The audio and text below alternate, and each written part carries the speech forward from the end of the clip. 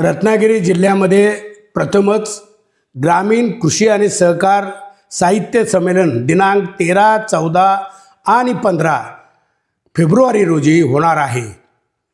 पहिल्या दिवशी 13 तारखेला ध्वजारोहण होईल, नंतर दुपारी ग्रंथदिंडी निघेल, मग ग्रंथ प्रदर्शनाचे उद्घाटन होईल आणि संध्याकाळी कवी कट्टा रत्नागिरी जिल्ह्यातील कवींच्यासाठी आयोजित केलेला आहे।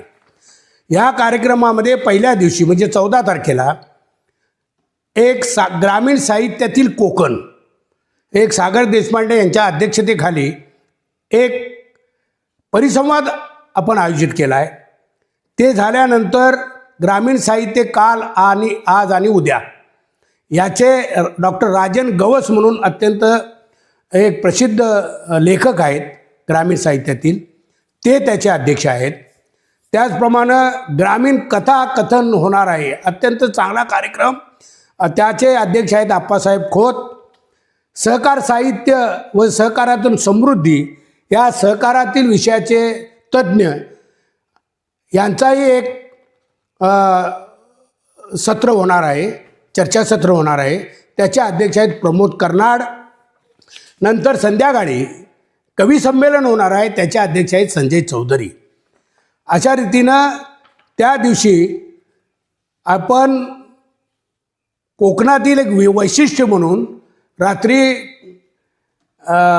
करमणुकीचा कार्यक्रम म्हणून एक नमनसुद्धा त्या दिवशी आपण सादर करणार आहोत। दुसऱ्या दिवशी म्हणजे 15 तारखेला कृषी साहित्य आणि शेती सुधारणा याचं चर्चासत्रामध्ये डॉक्टर बाळासाहेब जगदंगे आणि शेखरजी गायकवाड, कालिदास भुजबळ यांच्यासारखे लोक त्या चर्चेत भाग घेणार आहेत। आणि त्यानंतर माननीय विद्याधर अनासकर, महाराष्ट्र राज्य सहकारी बँकेचे अध्यक्ष, यांची मुलाखत यमाजी मालकर, माजी संपादक सकाळ हे घेणार आहेत।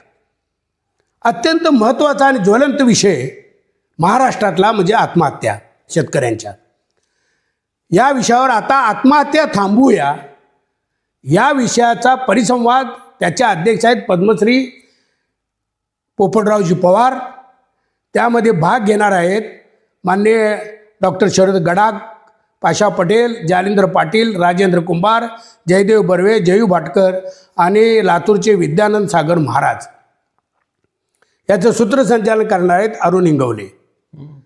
त्याचप्रमाणे आपण प्रयोगशील शेतकऱ्यांच्या यशोगाथा ऐकणार आहोत।